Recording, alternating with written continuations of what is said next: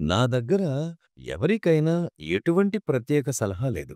నేను చెప్పేది ఒకటే. ఈ హృదయాన్ని ఎల్లప్పుడూ అనుసరించండి. ఎందుకంటే భగవంతుని కంటే కూడా మీకే మీ హృదయం గురించి బాగా తెలుసు. Your heart is closest to you. హృదయమే మీకు అత్యంత చేరువలో ఉండేది. అందుకే దాన్ని అనుసరిస్తూ సాగిపోండి.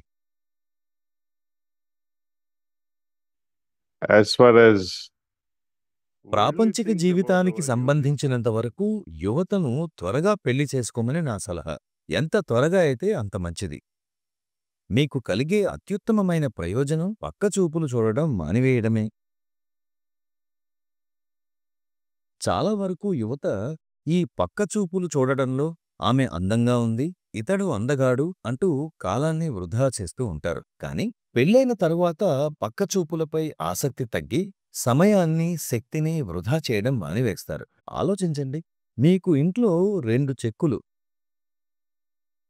అంటే 2 ఆదాయాలు లభించగలవు. మీరు, మీ జీవిత భాగస్వామి ఇద్దరూ సంపాదిస్తారు. ఇలాగే ఇంకా చాలా లాభాలున్నాయి. కానీ ఎందుకో నేటి తరం యువత యవ్వనంలో త్వరగా వివాహం చేసుకోవడానికి విముఖంగా ఉన్నారు.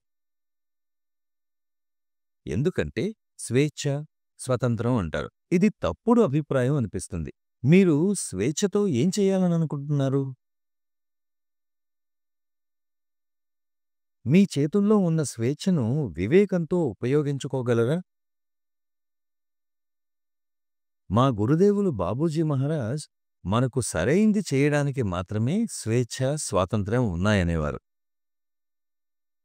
భగవంతుడు కూడా చెడు చేయడానికి ఈ స్వేచ్ఛను ప్రసాదించడు. ప్రాపంచిక విషయం గురించి యువతకు నా సలహా ఈ ఒక్కటి మాత్రమే. ఇక ఆధ్యాత్మిక విషయానికి వస్తే మీ హృదయాన్ని అనుసరించండి. అది కూడా హృదయపూర్వకంగా, చిత్తశుద్ధితో అనుసరించండి.